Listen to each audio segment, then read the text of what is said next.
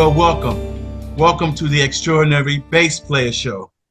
As you know, I'm your host, Sharon Moore. You know, I always say today, today, today. Well, my guest today, he doesn't need an introduction. His body of work speaks for itself. Among the many credits that he have, you all remember him from the band Ozone. As we just stated, we're going to talk a little bit about his time with Little Richard, some great studio sessions, some records he's played on that I certainly have danced to. Not only a great bassist, but he's also a producer, a songwriter, a musical director. Most people call him King C, and we'll find out later on how did he get that name. Will you help me welcome my guest today, Charles Glenn? Hey, Charles. Hey, what's up? Welcome to the Extraordinary Bass Player Show. Man, glad to be on, man. Love your concepts. It's beautiful. Oh, yeah, man. Looking out for us. When you accepted my call, I said, whoa, we got Charles Glenn. Yeah, thank you. I appreciate the excitement. Charles, I read somewhere where you started playing at age 16. Actually, I started playing earlier than that. I started playing at 11. And I taught myself. Wow. I was self-taught. I started playing at 11. By 12, late 12, we were already had a band. We were performing shows from anywhere from in Nashville, Alabama, Kentucky. We was a traveling band of 11, 12, and 13-year-olds with one 15-year-old guitar player. Charles, how did you gravitate towards bass? Why the bass? Oh, this is really crazy. One Christmas, my best friend, Preston Brown, got a guitar for Christmas. I remember going to his house, seeing that guitar laying on his bed. I was like, oh my God, dude, you got a guitar. What? You know, who can afford this? My goodness, you got a guitar. So I was really excited about him having a guitar the whole year, right? After that Christmas. And so I would go to his house every day. But when I picked up his guitar to play it, I would only play the 4 strings on the bass, right? I don't know what it was, something about the bass and from records and stuff like that. Actually, my very first song I ever played on bass was Papa Was a Rolling Stone. Charles, who were some of your influences back in those days when you was first picking up the bass? Who were you listening to? Who were you checking out? Well, of course, James Jamerson, because, you know, all those famous bass lines that I was hearing on all the Motown music and stuff, you know, and Motown music was black music. So I was hearing, without knowing it, I wasn't sitting around going, oh, man, I want to be like James Jamerson. I had no clue who that was. But my first real attraction to bass was Larry Graham. When I saw Larry Graham play, that was kind of unbelievable to me. And that's something that I looked at and said, you know what, I can do this. If I'm going to do this, I'm going to do that version. And so I give him all the credit for the version of bass player that I became.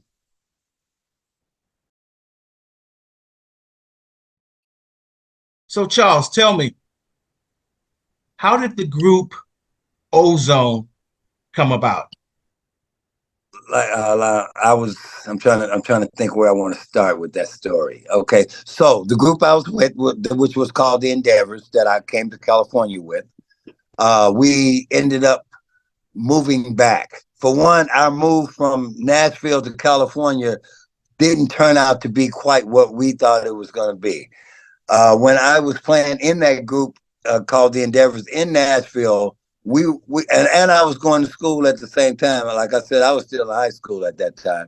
We were making so much money every week because like there were so many places to play in the South. We would be in Nashville one night, Kentucky the next night, Alabama one night. Long as I got back to school and didn't miss any school, my mom didn't have a problem with it.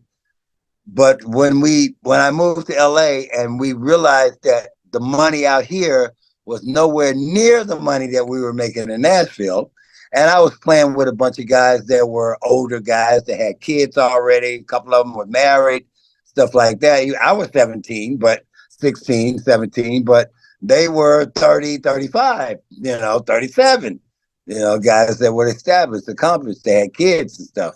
And we got out here, the money was so small compared to, the 1,500 or almost $2,000 a week I was making in Nashville at that time. And so they couldn't handle it. That was a real big deal to them. So we ended up moving back to Nashville. The first week I got back to Nashville, I looked at a couple of the guys that was in that group, and I said, man, I don't know about y'all, but this is not gonna work for me. I can't live here anymore. Nashville is I'm all LA right now. I got to figure out how to get back. And my guy Benny Wallace, who ended up as one of the Ozone guys, guitarist, he said to me, "Well, hell, let's put a band together. Let's put another band together." And so I put this whole band together, and they actually believed me. So what happened is we had to get to LA after they believed that I had connections and the whole thing, right? Without putting anybody on the phone and letting them talk to like this guy that I had in mind that could manage us. His name was Skip Starkey, but I knew him from the other band, right? When I came to California, and he helped us do our thing. But I really believed in him, and what I really believed in was California. Tell me, Glenn, with the group Ozone, what did it feel like having hit records? What did that feel like? We were riding down the street, dude. All of a sudden, and the song started with my bass. The actual intro of the song is bass, boom, big, doo, doo. Oh, big boo, this is all bass, dude, spec, do boo, right? So, so I ran down the street, dude, and the best feeling of my life just happened. My song came on the radio. Glenn, before I move you on to the Little Richard and so much more, the great body of work you have and the background work you guys did, I want to talk a little bit about your relationship and the time you guys spent with Billy Preston. I'm sure that was knowledgeable. You gleamed a lot, huh? Oh boy, Billy! Billy's one of my favorite of all time out of all the people that I worked with because I ended up even after Ozone, I ended up Billy's musical director. But I'll get into that as I tell the story. Okay, so we did meet Billy with Ozone, right? And he ended up taking us to Alaska for those first shows. And then we ended up touring with Billy all through Europe. The Sarita, Billy and Sarita, I think they had the song out, "With You I Was Born Again." With You I'm Born Again, yes. And so that was a big deal. But then after I'm gonna skip to later after Ozone wasn't playing with Billy anymore, and in the Ozone with Motown, it's starting to. Those 5 years was 7 years was up. We were moving on. I get a phone call from a guy, and he says, "Charles," I say, "Yeah, how can I help you?" He says, "Yeah, Billy Preston said that you're the band leader." I said, "Oh, I am." I'm the band leader of what? Of his band. And I said, "Okay, hey, good to know, right?" And so Billy had his manager call me to be his band leader. for his band that it was only me, Billy, a guitar player whose name was I'm trying to think of the yeah, Robert Palmer, and the drummer was Manuel Kellogg. And Manuel Kellogg, well, you probably know who Manuel Kellogg is. He's a drummer. Okay, Manuel Kellogg from Graham Central Station, and it was just us. And we rehearsed, put a band together, and Billy had us. We toured everywhere as a four piece: Billy, guitar, bass, drums, rock and roll at its finest.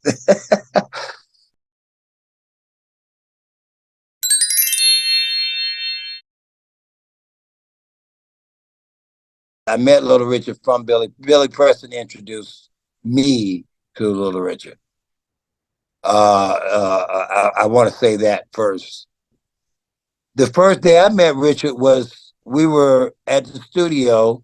Billy and Richard had wrote the song that Richard did in Down and Out in Beverly Hills, the movie. The song was called Great God Almighty, right? Richard, Billy has me and Robert, the guitar player, Robert Palmer, has both of us come meet him at Westlake Studio. And we get into the studio. There's this guy sitting in the corner, all the way in the back in the dark, but all you could see was his clothes just flashing like this, right? It's like, man, wait a minute, who is that back there? Like, I've already went through my Michael Jackson thing, and I've been through this nightmare already. What's the shiny suit in the back, right? So Billy says, "Oh man, let me take you back. I want you to meet Little Richard, right?" And so I go back there, and he said, "Oh, hello, I'm the beautiful Little Richard, right?" I said, "Okay, all right, I got you." And so he said, "So Billy, tell me that, boy, y'all, I've seen you play. I saw you. I just want to finish this song. We got the song. It's for the movie and whatever." So I'm thinking, okay, this is Little Richard. I know what Little Richard music is. I don't really know, but I kind of know, right? Because I'm a Larry Graham fan, not a fan of. I'm not a Chuck Berry fan. I didn't do that music. I did, like I said, I did. Thank You for Letting Me Be Myself. Higher. That was my musical upbringing, right? So, but I didn't know what rock and roll was, or ice cream changes, or whatever we kind of want to call it music as musicians, which is a mistake I made one day. I'll tell you that, with the word ice cream changes. But anyway, so I started playing Richard's song, and I said I better stay traditional. So I was this Great God Almighty was the right, rock and roll changes, right? And so I stayed traditional. But when I got to the end, I said, man, but you know how hard headed I am, telling myself, he's got to see what I do. Because I don't play do do do do do do do do do. I'm Larry Jr., right? So I said, I gotta show him. I could put thumping with any kind of music, right? It didn't have to be a funk song for me to figure out how to make it funky, right? So I took this song, and when I got towards the end, I said, "Man, I got to show him what I do." So I'm playing do do do do do do do do do do do. I'm playing the bass line, right? Then all of a sudden I go, yo man, no no no no. I start doing the Larry Graham climb up, right? And then all of a sudden I go, I'm playing it like this now, right? Instead of the other thing. So when the song ended, Richard sits there and he looks at the engineer and he said, "Sir, could you do me a favor and run that back?" And then he looked at me and he said, let me ask you something. That what you did in the end?" And I just started apologizing. Oh man, look, man, I kind of wanted to just let this kind of, I can do this. He said, "No." He said, "What you did in the end, I want you to start from the beginning, and I want you to do that all the way through it. And I'm tearing up like that, right?" I'm like, oh, my kind of session, right? So, dude, I spanked this song from beginning to end, right? And if you go check it out down on Beverly Hills, the Great God Almighty, that bass, that the thumping rock bass was me.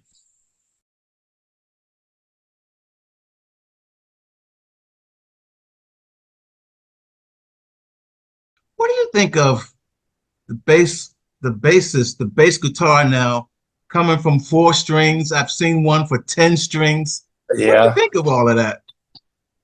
Well, I remember the 5 string first, and my first thought is, okay, now they tripping. They added this other string, and and me being self-taught, that wasn't just like adding another note. Oh, it's just the fifth of the bit, all that, right? I'm, I'm, I'm, I'm going okay. So, oh boy, head scratcher. I'm about to try to figure it out, and I kind of rebelled against it for a long time. Thought that I'm thinking that it's some heavy crap. Stanley and them just trying to make it hard. They like as if they haven't made it hard enough on a brother.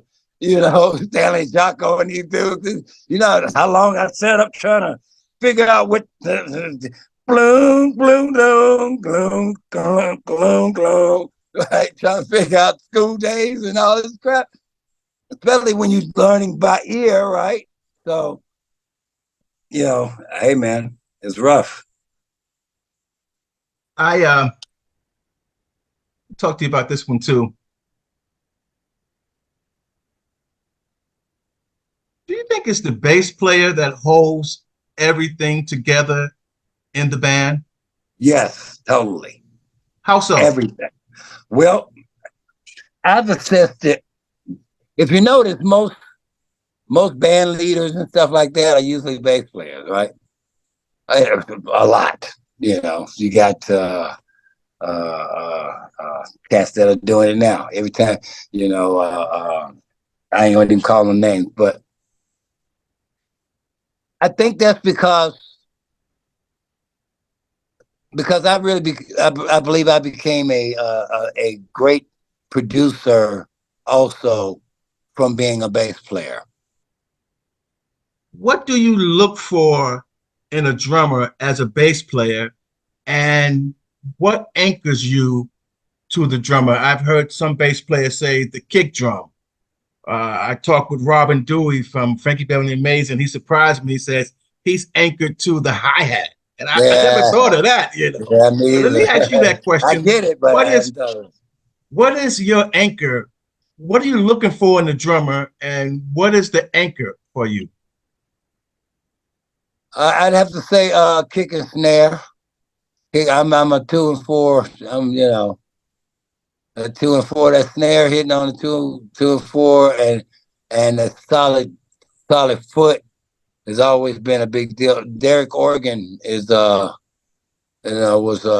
guy that played with me with Ozone at a particular time, and he had one of the heaviest foot that I had played with, and that's something about that kick drum and snare. Yeah, I even had the hi hat with it. If a drummer's got a really good, okay, let me go back. To me, some of the most fun I've had playing with a drummer is when he was only had a kick, snare, and hi hat to play with.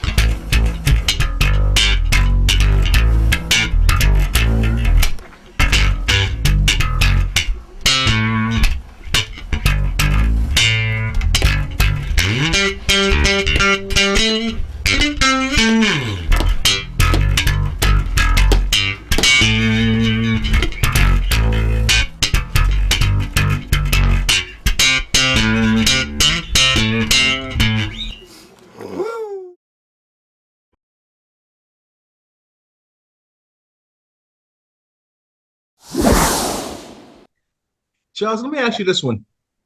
Moving down the road a little bit. What's your least favorite key to play in and why? Oh shoot. Well, you know what? Uh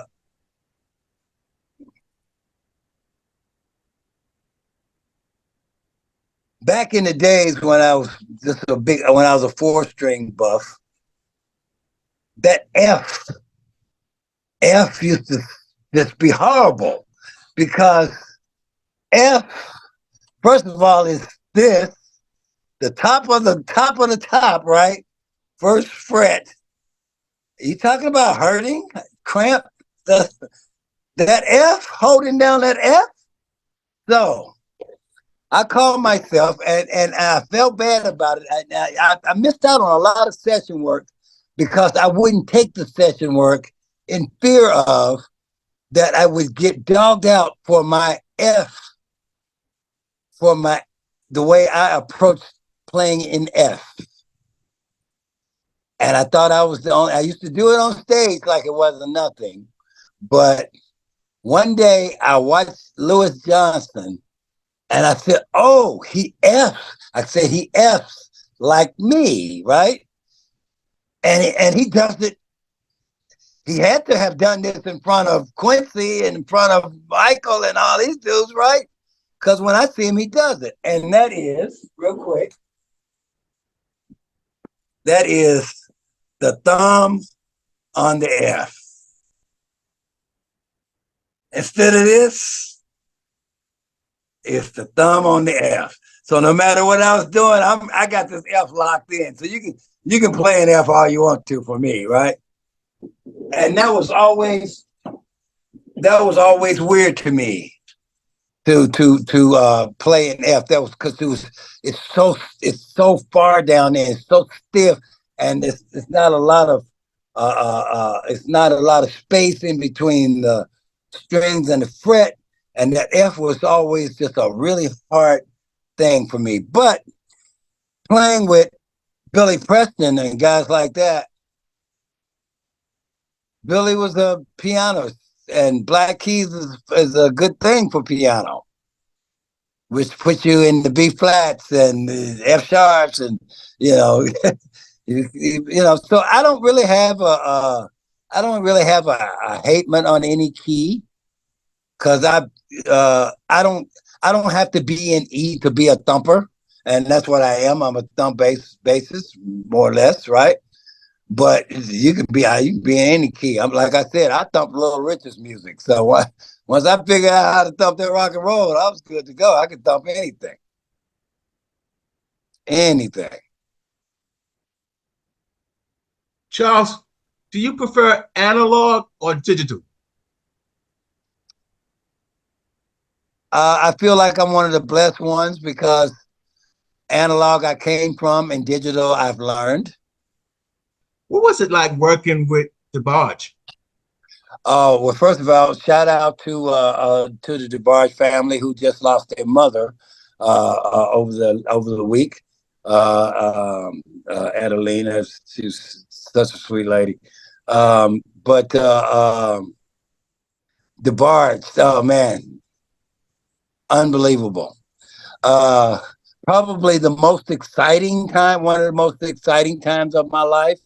I mean, these guys were, I'm a big Jackson 5 fan. We've been talking about that. So to play with the guys that was really the future Jackson 5, right? uh, was amazing. I mean, oh man, we would go to shows, we would get to concerts, and it would be 5,000 girls outside every hotel, sleeping outside the hotels. They would know where we were going to be before we knew where we were going to be. We would have to hit the last note. I remember I would have to hit the last note, just throw my bass on the ground and just take off running like an athlete to just get to the bus, to make it to the bus so we could get out of there. It wouldn't even be no getting out of there. Luther Vandross was the show we would open. It was the Deal, which was Babyface and those guys, DeBarge, and Luther, and it was Luther was the main act. After DeBarge would hit, it would be crazy. We would be running out of that arena every night. These boys had these girls shook up like like like there's no tomorrow. It's the most fun. I can say the most fun I've ever had playing with act was the relationship I had with James and Marty and Elle, and we had a ball out there, man. And that was the most exciting time, was the tour, and it was their first tour, and they had never done nothing like that, so they were getting broke in at the same time. Charles, we do a thing on the show we call Word of Advice. Oh boy. Here it comes. Here it comes. Would you leave a word of advice for the up and comer bass players, the guys that are trying to get traction in this game, the guys that are new in the industry or sort of new, but even the guys at the next level? Would you leave a word of advice to those guys and girls, if I may say? Yeah.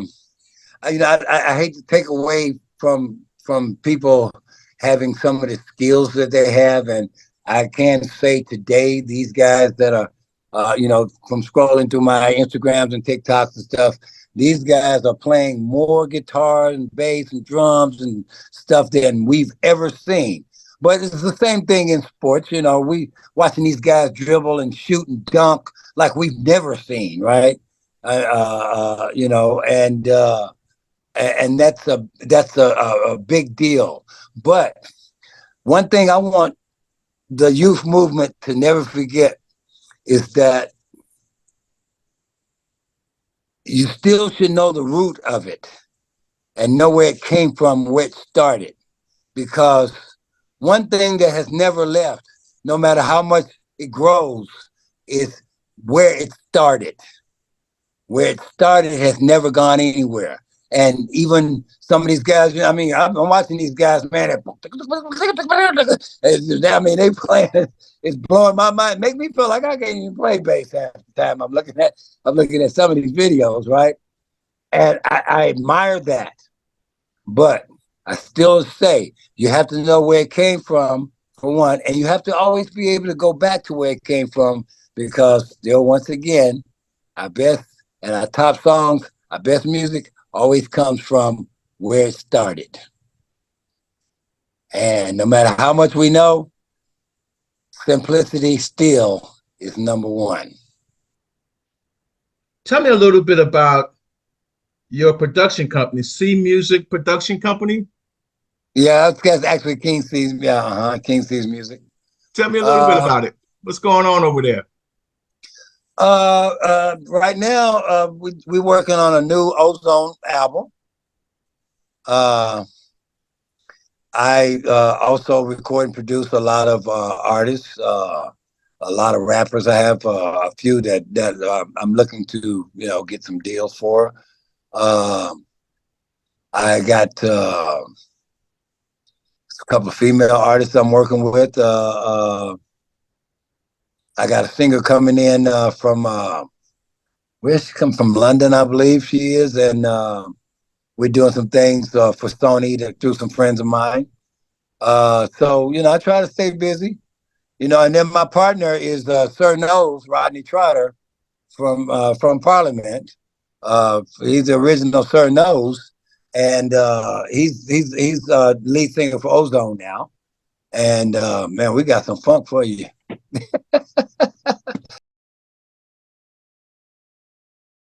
Charles, how would you like your legacy to be said, to be told?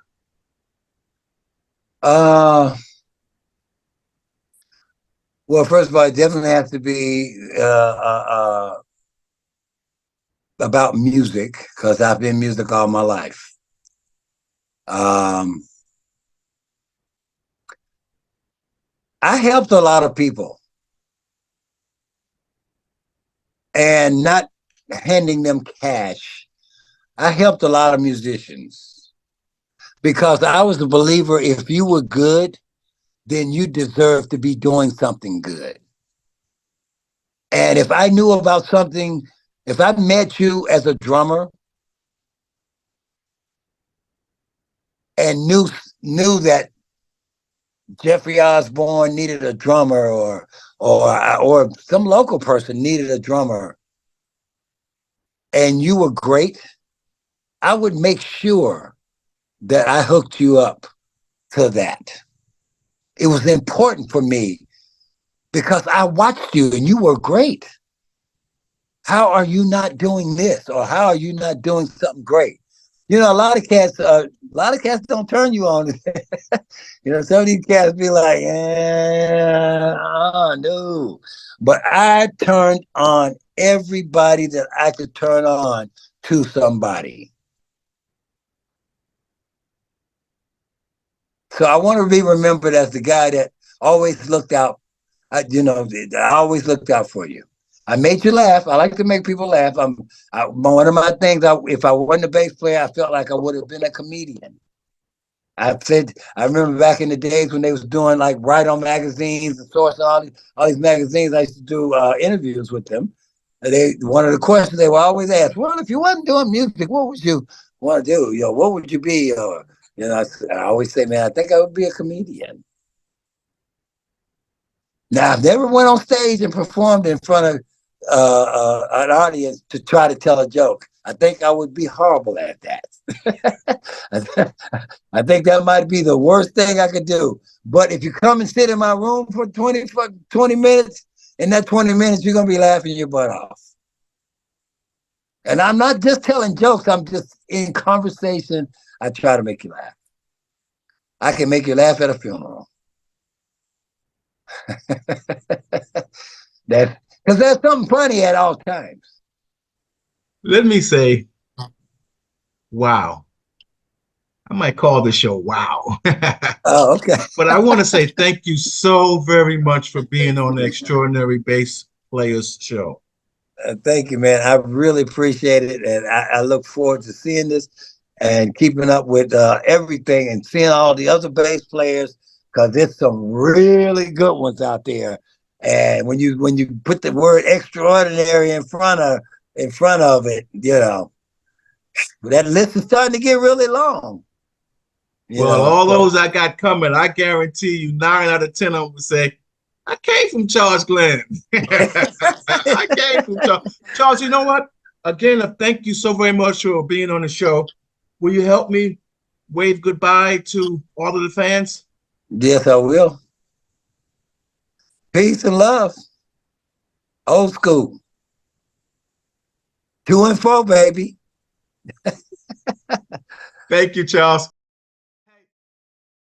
Get off. Ladies and gentlemen, I want to introduce you to one of the funkiest bass players in the land. It's ain't nothing but a party.